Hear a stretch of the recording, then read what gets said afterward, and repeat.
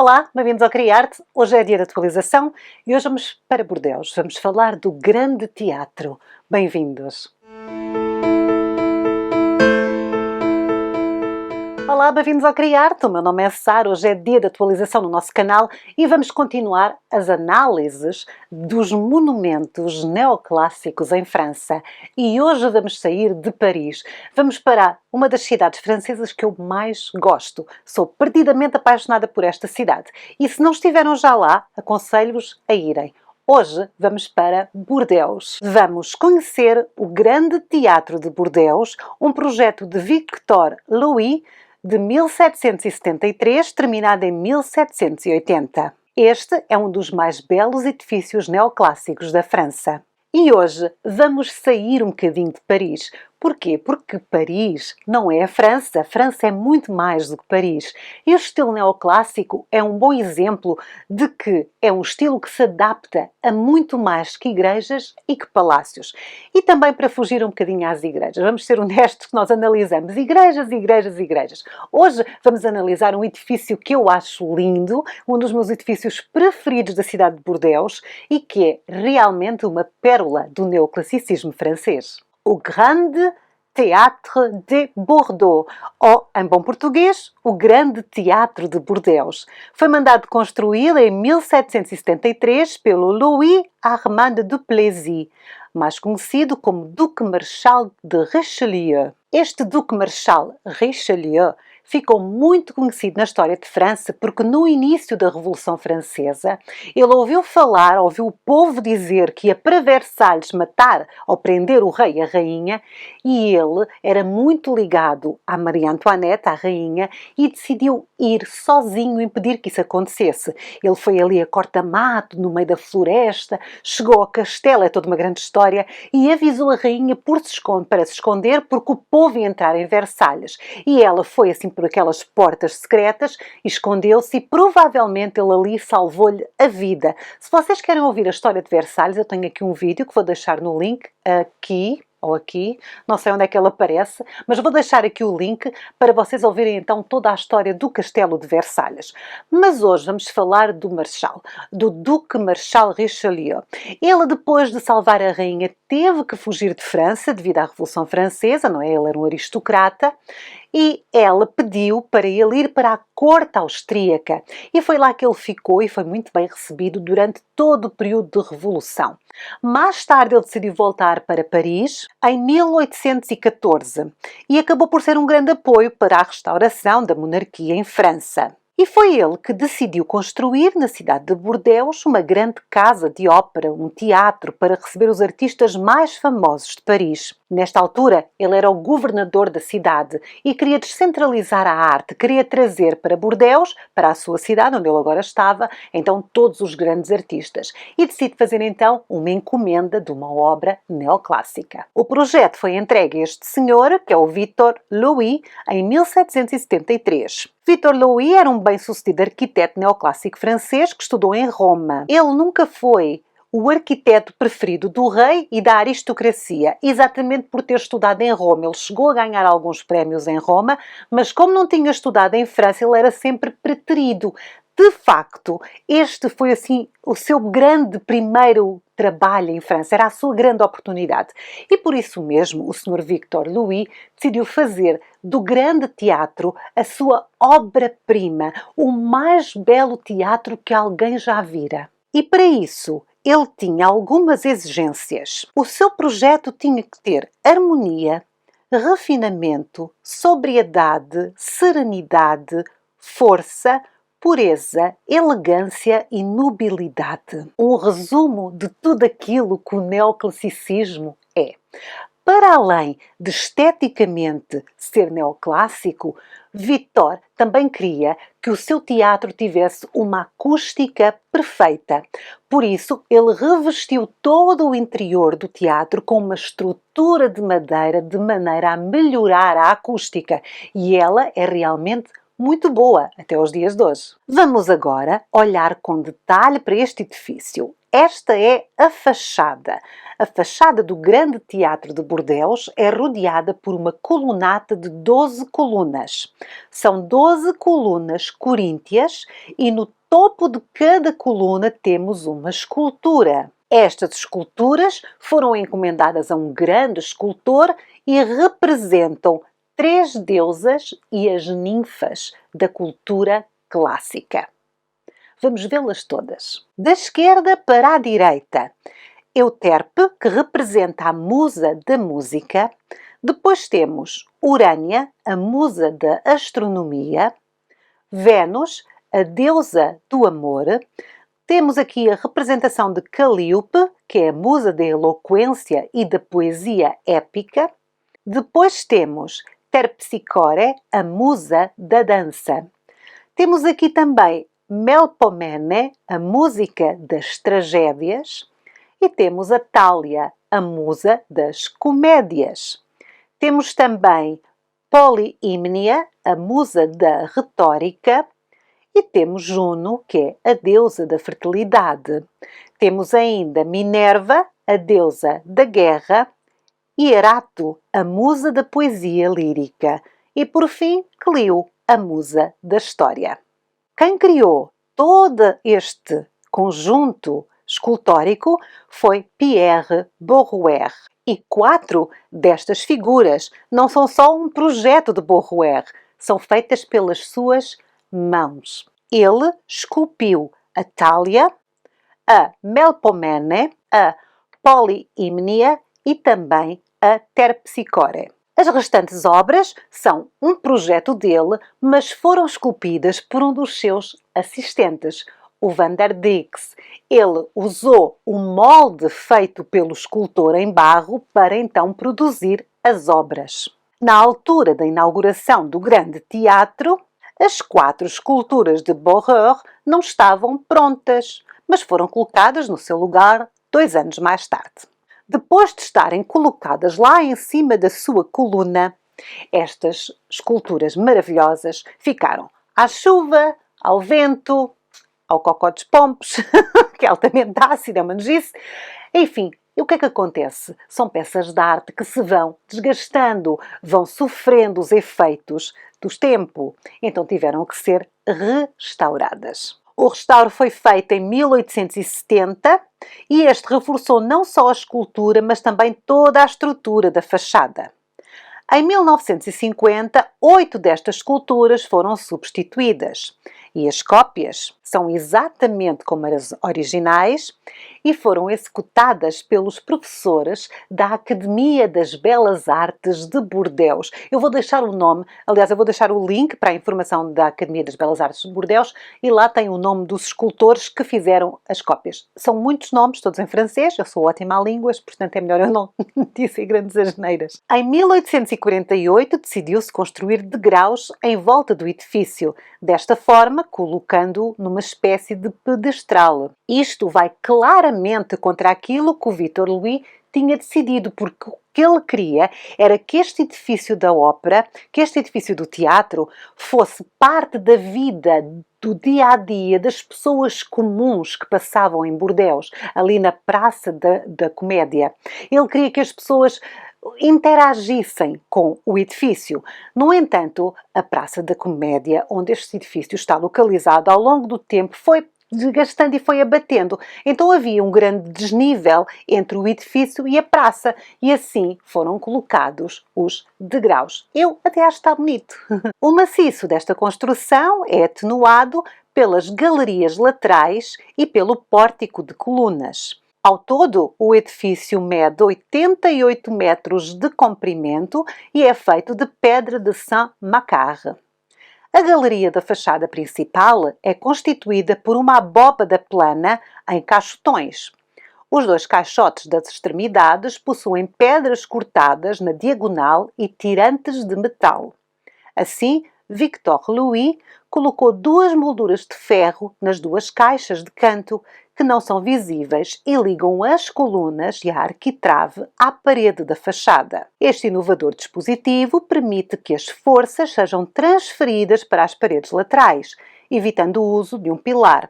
Este é chamado o prego de Louis. Portanto, para além de ser belíssimo, o edifício também é tecnicamente inovador. E agora vamos abrir as portas e vamos ao teatro. Ai, nós somos tão chiques aqui no Criarte. Isto é Paris, isto é Bordeaux, isto é La Madeleine, isto é Panteão e hoje vamos para o teatro. As portas do grande teatro de Bordeaux abrem-se para uma espaçosa entrada, é o hall de entrada. Este espaço está rodeado por 16 colunas dóricas que suportam o peso do teto. O teto é elevado por rondelas. Uma série de arcos segue-se. Os 3 arcos centrais dão acesso à escadaria. A escadaria permite o acesso dos espectadores ao círculo de camarotes e à sala principal. Mas, para além desta função prática, a imponente escadaria parece um palco para o desfile das senhoras com os seus melhores fatos, quando vão ao teatro. O que se fazia muito era, as senhoras chegavam com os seus companheiros, os cavalheiros, os monsieurs, subiam as escadas e, em vez de entrarem logo, ficavam nesse pequeno átrio à volta das escadas, a repararem nas roupinhas de quem estava a chegar. Era assim uma própria cena. Antes de chegar à sala já havia uma cena de teatro. Com 3 laços, a escadaria conduz então a um primeiro patamar, onde ficava toda a gente a cuscar toda a gente, que serve uma porta imponente. Esta é emoldurada por 2 cariátides do escultor Pierre Bourret. De seguida, a escada divide-se em 2 novas rampas que levam ao segundo andar para o auditório e para o foyer. Vamos abrir mais uma porta e vamos chegar então à grande sala de espetáculos. La Grande Salle, o auditório principal, está enfeitado de azul, branco e ouro, que são as cores da monarquia francesa. Este auditório foi construído com uma capacidade para 1.700 pessoas.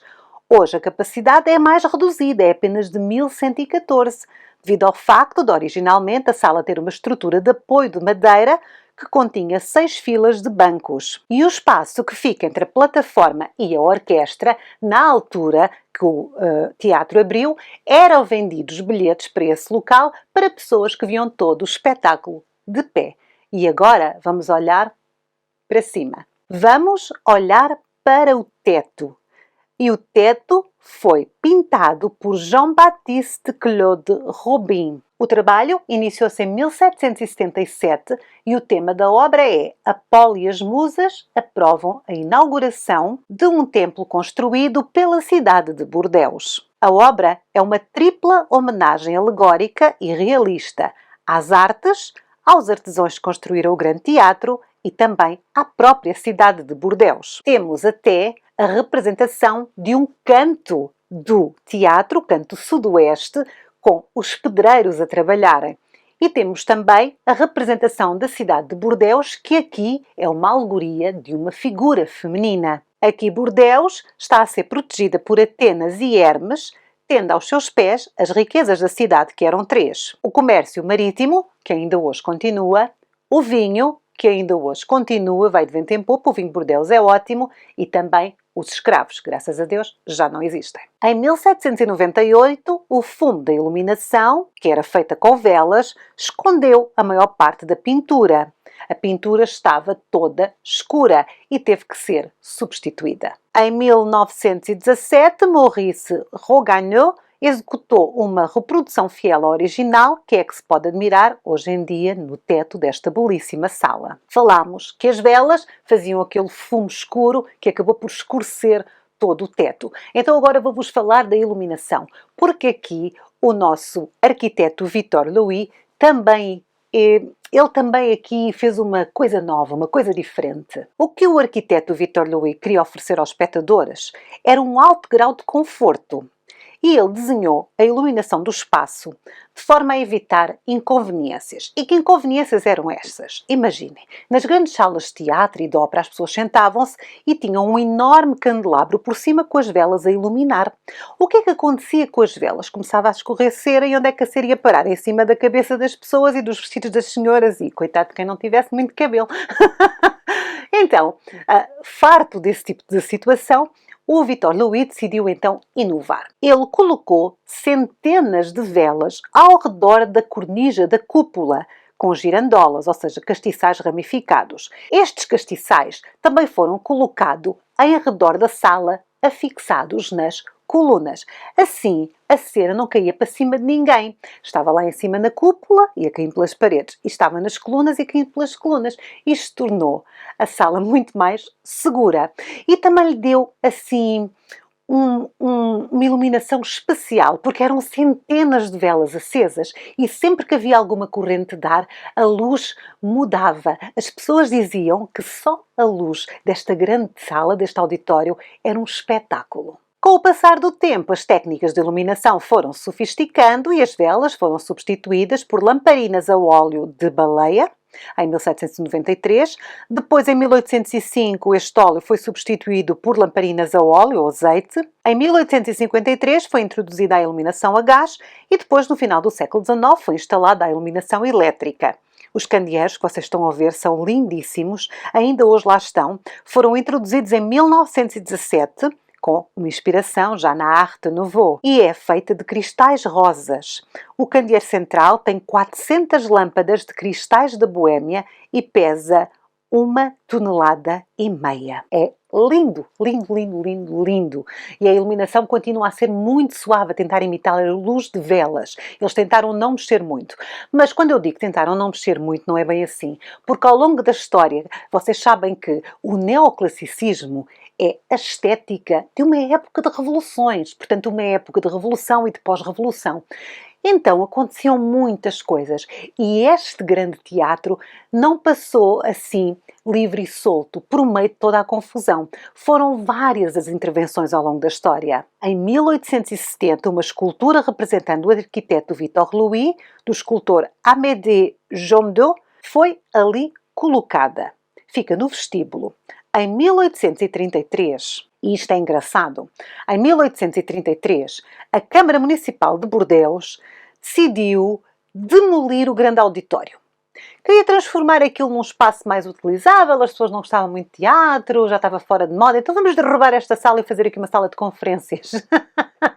Imaginem. Claro que houve uma intervenção. O arquiteto Richard François Bonfim interveio e conseguiu reutilizar o espaço como sala de banquetes e reuniões, mas a estrutura foi realmente alterada. Depois, entre 1864 e 1865, o teatro foi o quê? Foi recuperado pelo arquiteto Charles Bourget. E claro que o auditório voltou a ser reconstruído como era antigamente. Mas eu não sei o que é que passa na cabeça de alguém para chegar a um sítio lindíssimo. Vamos pôr abaixo e agora fazer uma sala de reuniões. Pronto. Espero que o presidente tenha perdido as eleições logo a seguir. Mas pronto, agora o teatro voltava a ser teatro. Entre 2007 e 2008, o auditório foi novamente restaurado segundo o original e também foi restaurado o foyer, que é uma mistura de neoclassicismo com muito de rococó. Eu vou pôr aqui umas imagens, estão a ver, portanto há aqui uma mistura fiel à época, porque as coisas, estes períodos de transição são engraçados, em que tudo se mistura. No final do século XVIII, o Grande Teatro de Bordeaux era a casa de muitos artistas e é assim até hoje.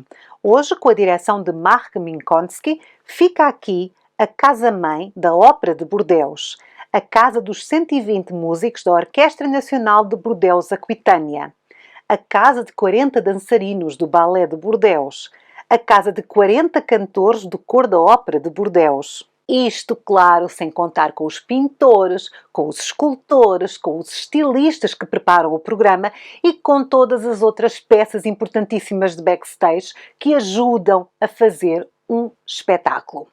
É assim, é uma sala linda. Eu gosto muito deste tipo de arquitetura, assim monumental, gigantesca, enorme. magnífica. Eu acho o Teatro de Bordeus uma das obras mais bonitas do neoclassicismo, mas isso obviamente é só a minha opinião. Deixem aí nos vossos comentários se já foram ao Bordeus e se por acaso entraram aqui nesta sala. E se forem, dentro em breve, tirem uma fotografia para mim, mandem-me a fotografia para o meu Instagram, que eu adoro ver os subscritores criar-te por aí, assim, a tirar fotografias a tudo o que é arte. Eu prometo que também vou partilhar as minhas, se bem que eu agora infelizmente não vou daqui tão cedo a Paris, pelo menos não estou a pensar em ir de novo, nem a Bordeus, talvez no verão, olha, não sei, agora dá-me vontade. O problema de ter um canal como Criarte, é sempre que eu falo de algum sítio especial, apetece-me lá ir. Sempre que eu falo de alguma pintura, apetece-me ir vê-la. Sempre que eu falo de algum museu, apetece-me comprar bilhetes. E é assim, não há carteira que aguente. Portanto, a gente vai comprando aqui uns livrinhos, não é? E vai sonhando através destes meus vídeos. Espero que vocês também gostem de sonhar, assim como eu. Por hoje é tudo. Se quiserem apoiar o canal, façam um gosto, deixem um comentário simpático. Não se esqueçam de me dizer se souberem mais alguma coisa acerca do Teatro de Bordeus, deixem aí. Eu vou deixar aqui os links para o site oficial da ópera. Ela chama-se Ópera de Bordeus, mas é o Grande Teatro de Bordeus. É a mesma coisa, ok? Se quiserem apoiar de uma forma mais pessoal, podem se tornar membros do Clube Criarte. Basta clicar num botão que diz aderir, fica por baixo de todos os nossos vídeos. Aviso também que dentro de muito pouco tempo vamos ter merchandising. Vamos ter assim coisas giras para comprar aqui com imensas artes do Criarte, ok? Por hoje é tudo. Encontramos-nos na próxima semana para mais uma análise da arquitetura neoclássica. Por hoje é tudo. Eu sou a Sara. Fiquem bem. Tchau! Vou beber um vinho de Bordeus.